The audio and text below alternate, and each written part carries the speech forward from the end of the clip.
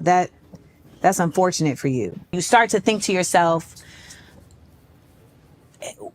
if this is what it's like for me to be myself, then maybe I shouldn't be here. And as somebody who has had a full-on nervous breakdown and been suicidal, it is not to be taken lightly when people attack character without legitimate reasons why, credibility, etc. And I was told that one of these publications, it was told to them, you know, this is the type of thing that can drive someone to take their own life. And they said, don't go there.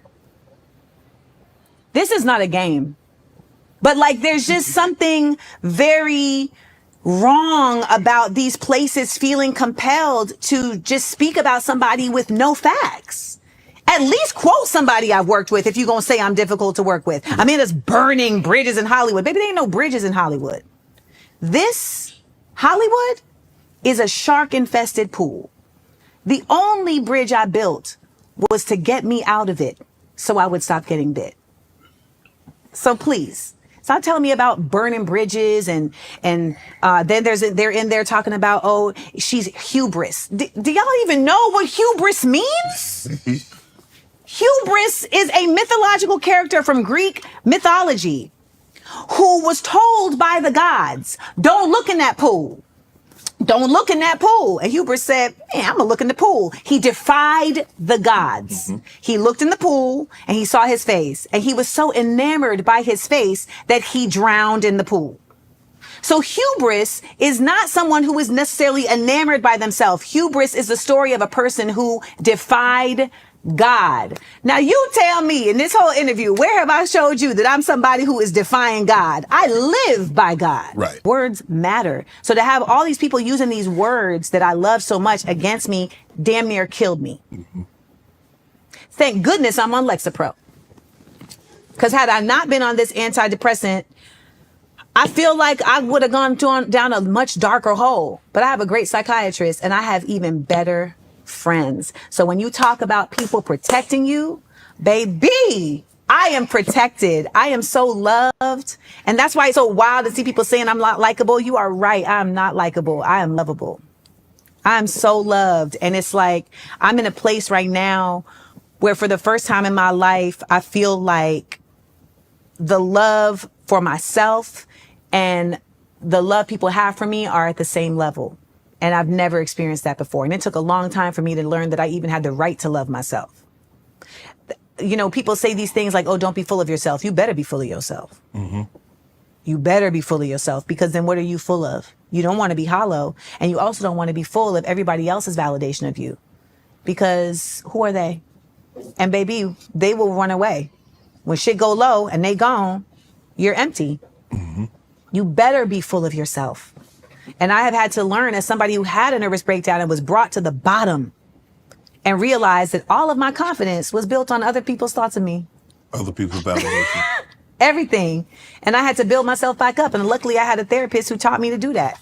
And I had to build myself back up. And so I tell everybody now, like, no, please be full of yourself and love yourself. And, you know, particularly women, we're not told that we're allowed to name ourselves. Right. I am a genius. I'm a gifted performer. I am a gifted person. I am a creative genius. I'm generous. I am giving. I am kind. I'm funny. I'm delightful. Like, these are not things that I need to wait for somebody to say about me. I know these things about myself. Aren't we supposed to be God's children? Yeah. And that's not based in religion. That's just based in understanding. That's how I live. I as a spiritual person, I believe I am a child that was made of something other. I don't know what we were made of, but I know that I feel like I was made of something supernatural. And I have a responsibility in that to live at my best. And people don't want to let you grow. People don't want to let you evolve. People don't want to let you find better ways to exist. People are talking to me about from 2005, some interaction they had with me for 30 seconds in 2005. Now you tell me, are you judging people based on a 30-second interaction? No. Because why? You might say we had a bad 30-second interaction. Right. That's it. This is Black Voices and Griot and The Root, etc. Right. They were just running with this story because that's how journalism works now. It's just clicks. So in their minds, it seems like, well, if we put this story out, we're going to get the clicks. And then there are going to be follow-ups and we'll get clicks for that. Right. And then there's going to be follow-ups. So let's not tell the whole story now. Right. Let's string this along Right. like a soap opera. Yeah. It's people's lives. So I was justified in that. This whole last month has been such a journey of self by fire, right? Like I was forced to have this journey of self by fire simply because I wanted to be embraced in spaces that I embrace. Like there's no scandal. People do nitpick. And it sucks because you start to believe the lies that people tell you about yourself. And then you start to turn into the person that they are accusing you of being. They want you to be somebody who doesn't give a They want you to be somebody who doesn't care if you hurt people. And I will say that most people don't get the opportunity to do a blanket apology, but since I have it, I'll take it. I apologize to anybody that I have unwillingly caused any level of discomfort. That's never my goal. Never my goal. And anyone who's taking that apology and knowing that it's not for you, because it wasn't for you. It had to have hurt to have these black publications.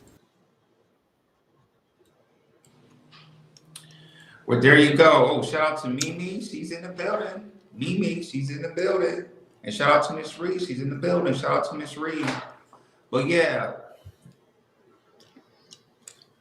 I also like to say, she also talked about, her situation with having an insecure of her and Issa Rae's publicist.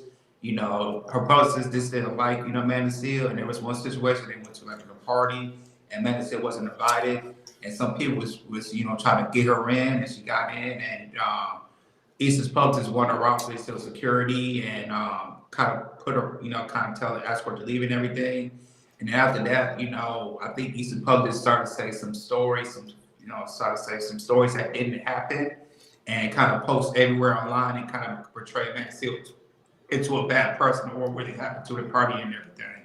So yeah, she got, she really, talk about, why she's not liking everything and, tell about herself. But but yeah, man, Hakeem, man, what's your take on Amanda Seal after, I don't know if you saw the interview or anything, what's your take with Amanda Seal? No, definitely.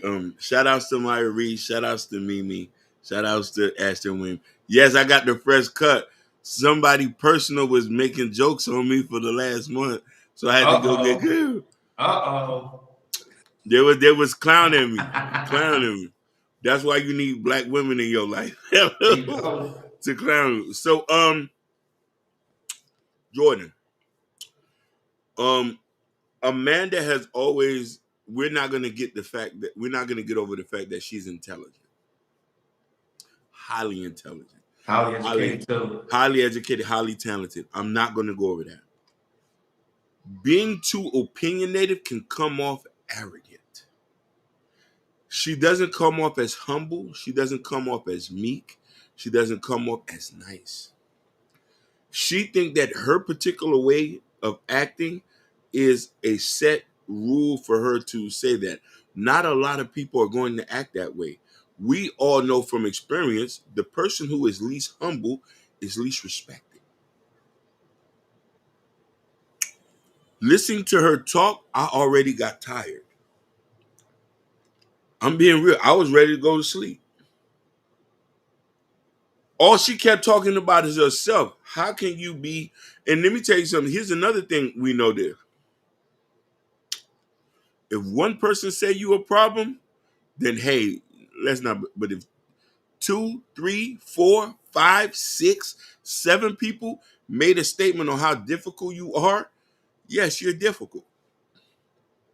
Then you come off and you present a certain type of energy that assumes arrogance, that assumes self-centered, that assumes egotistical, that assumes self-absorbed, then you probably is that. I love my sister. I think she's a beautiful person. It was a long video. I do think that we need to judge. We're judging her by her character, not her work. Nobody never said she was done, never said she was ugly, very beautiful and stuff like that. But I also think there's a disconnect too. Let's also forget she's not Black American. She's Caribbean. We got to put that out there. She's half American, and because her dad is African American, and her mother is Guardian, I believe. Or one of Yeah, those she's things. Guardian from yeah. But Yeah, from she guy is half. Yeah, her daddy is half Black American, so she does have Black American in her have too. black. She's her daddy have black makeup, but you tend to be what the mom is. You identify as that. I've heard I identify as being Caribbean many of times. So Yep. so that also can play to a superiority complex about her. She has a superiority complex. Like you can hear her and she wants people to worship her and dominate her by the way she talks. So I think she needs to understand that. Be careful on how vocal you are as a person. Yeah, Kim, I agree with you, and then some. Just watching the video, I know so many people that's on the chat was like, "Yo, when's the video gonna get done?" Because Yeah. she likes to talk. She likes to talk. And then with Shannon Sharp, sometimes you try to get a word and she just keep on talking this and here and this and there. I was like, "Oh wow." You know what? When I was watching the interview and everything, I was like, "Oh wow." The first thing I saw was like, "Wow." Very opinionated, likes to talk. Likes to stretch things out a little bit and everything anyway. And like I said, we get it, you're highly educated, highly educated, highly intelligent, you did your Black history. I think she has a master's degree in Yeah. African American studies, I believe, something like that too. We get all that.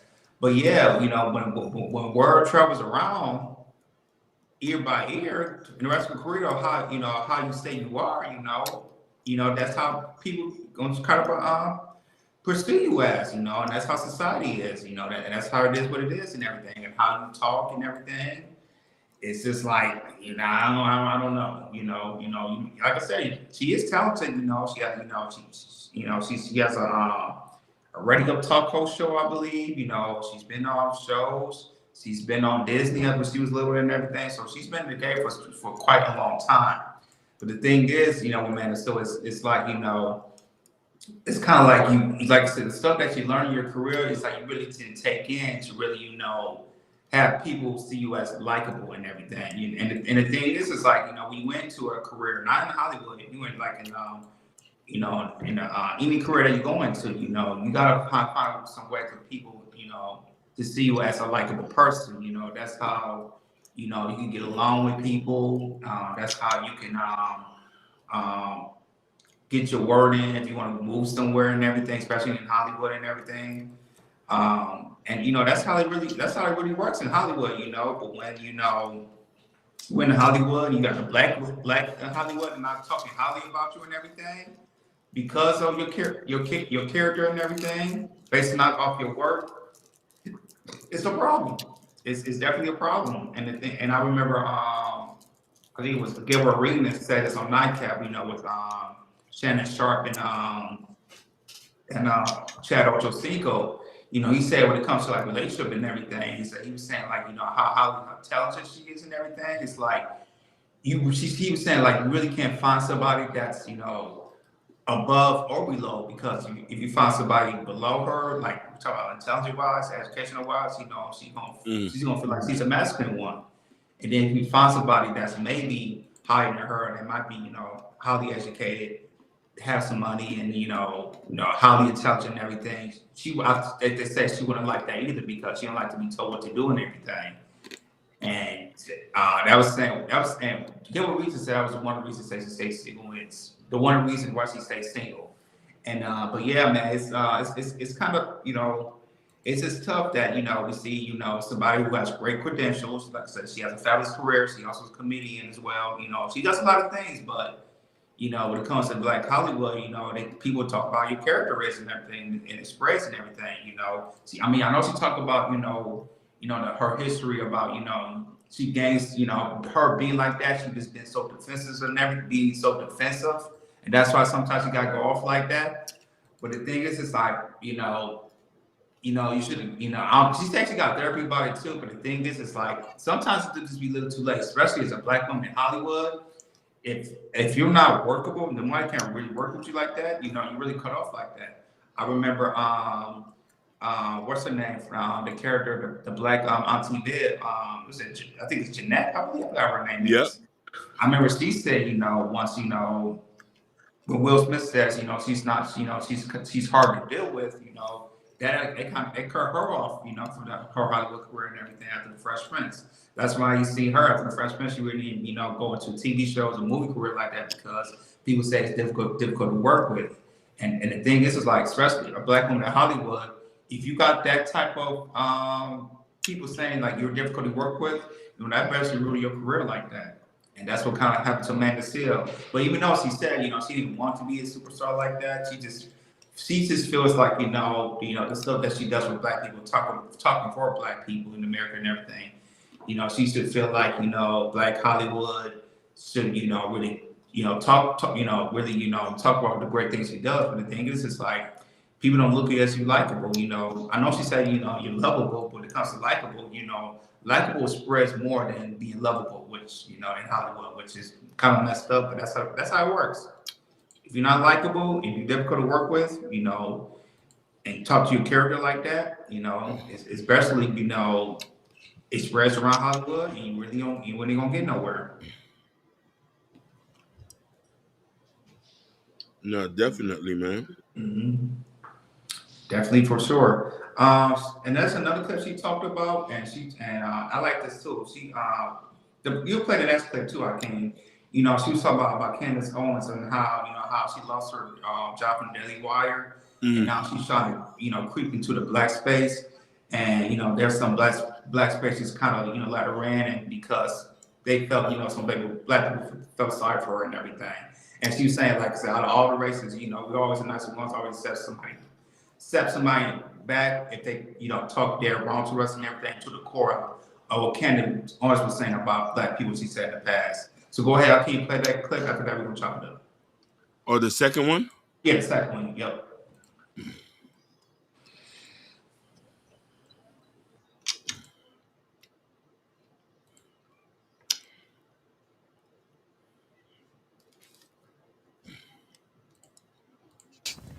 And it's happened before. People in our communities forget that they're black. And they try to appease a group of people that's probably never going to embrace them. And once they realize that, guess who's the first group to take them back? I don't know her. I ain't say nobody's name, Amanda. You don't even know who I'm talking about. I don't know. How you know who I'm talking about? But we've seen this happen before. Rest his soul, O.J. Simpson. He had the famous quote, "I'm O.J., I ain't black."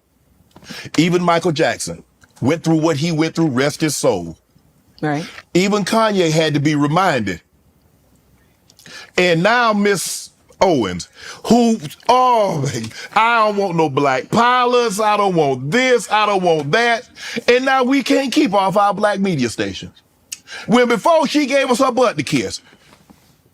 Now, if I'm lying, if I'm speaking out of turn, people, y'all correct me. But y'all know I'm telling the truth. Now, you're talking about somebody that's always uplifted this community. And I was one of the first guys that had a viral moment with Cat Williams, and they couldn't wait. They couldn't wait to attack me. But Candace has given y'all her butt to kiss for 2 decades. And the moment, what they doing? They can't fire me. They can't fire me. The hell you say? Now look at her. It's not her fault. Whose fault is it? Oh, no. Let's not take that blame. That let her back in. Huh? The spaces that let her back in. Oh, okay. But that's how we are. We're very forgiving people. Who taught us to be that? We do. Who taught us that version of forgiveness? Do I need to do the lesson? No, because I know. Them slave owners taught us that version of forgiveness. They gave us a Bible called the Slave Bible. And this Bible had parts of it taken out. It had the parts of uprisings taken out. It taught about forgiveness because they needed to make it okay in their minds. No matter how bad I treat you, at some point in time, I need you to forgive me for the wrongs I've done against you. Because they had convinced themselves that it was still okay to keep people enslaved whose souls were saved. Yeah. Even though they knew that was counterproductive to the teachings that they had learned. So, we are oftentimes forgiving to our own detriment. We are. And listen, here's the thing. You know what the thing about forgiveness is that you should absolutely forgive people who ask for it. Right. Right. Who ask for it. And I'm okay with that. I'm okay to forgive. Redemption, I don't baby. forget. I just move on. But redemption requires action. Mm-hmm. There are restorative justice practices that have to be implemented in order for atonement to truly take place. And when that's not the course of action, it looks like something else, right? Yeah. It looks yucky. It looks like capitalism. It looks like clickbait. Yeah. It looks like naivete. It looks dumb. And it looks insulting to anybody who has a mind. Mm-hmm. And ultimately, again, I will bring it back to what makes a black space at this point. Mm-hmm. Because when I create black spaces, Shannon Sharp, mm-hmm. like Smart, Funny, and Black, right. like my podcast, Small Doses, my radio show, The Amanda Seales Show, we literally do Black-curate news. Mm-hmm. When I create black spaces, the word black in that context is always about community. You said it earlier. Right. So my problem, like you've already pointed out, is that I'm thinking, well, when they make a black space, it's also the same thing. But baby, I got kicked out of a black space. You know what I'm saying? I literally got kicked out of a black space by a black woman who sicked black people on me, black men on me to remove me. So at this point, I understand that we can't just look at black people and say, is this skin folk or kinfolk? We got to look at black spaces. Is this skin folk or kinfolk? And all of these black media spaces that took her back in, all of these black media spaces that have just excoriated me for weeks, I look at them and say, you are simply black by name because you are white by commerce. Mm. Sometimes, and it's happened before. All right, I'm gonna start this off when I came. What she was saying about that, I think she was 100% correct what she was saying, because, let's say for us, Chaos Culture Radio, we're trying to build, we're trying to be as best we can be, how we start off and everything, and how we build up and everything. And I know when it comes to us, up to me, Ronnie, and Hakeem, if when we get there, I know there's people that we probably do want to show.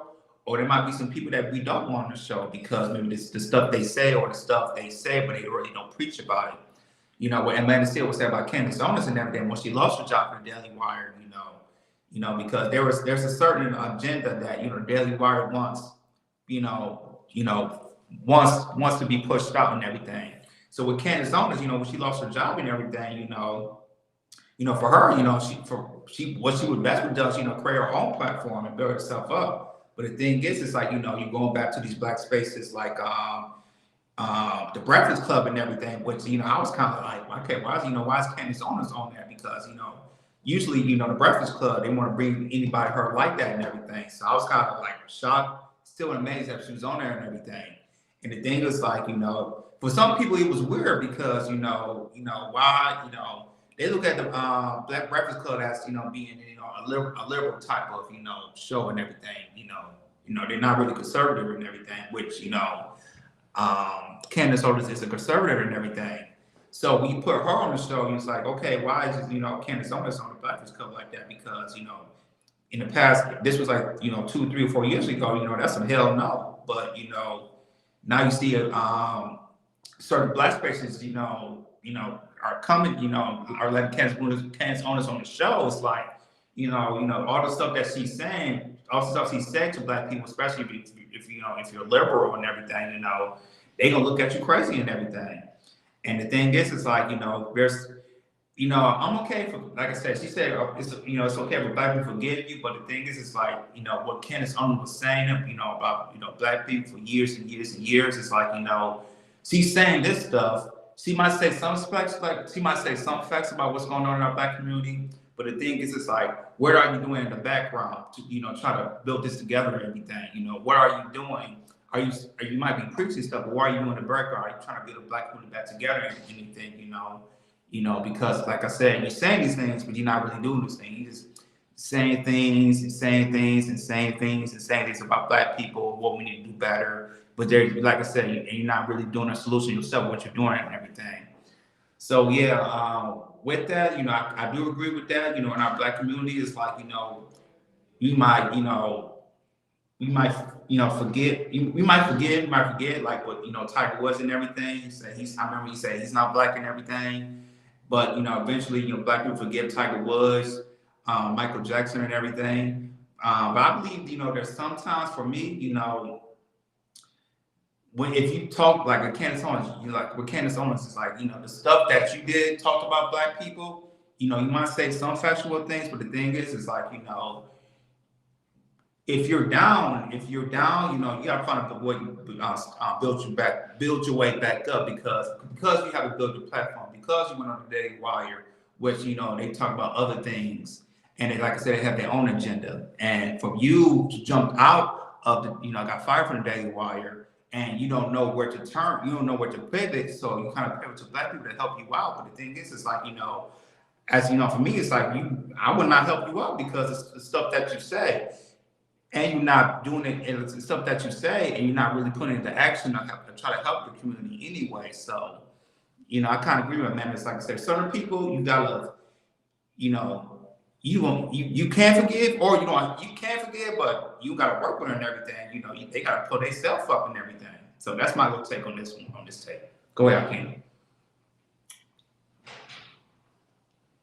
Thank you Oh, so you're much. So, we can look at it from all different points and stuff like that. I do think that as people, we are going to be forgiving of our people who stray away from the beaten path. And sometimes we do need to know boundaries and learn how to set boundaries and learn that certain things are not cool. And if you betrayed the family, you have to stay out of that. That's why I say race is a kind of a difficult topic. Religion, slavery, oppression, neocolonialism, you name it. These are the type of conversation average black people are not having. So people like Candace Owen, Amanda C.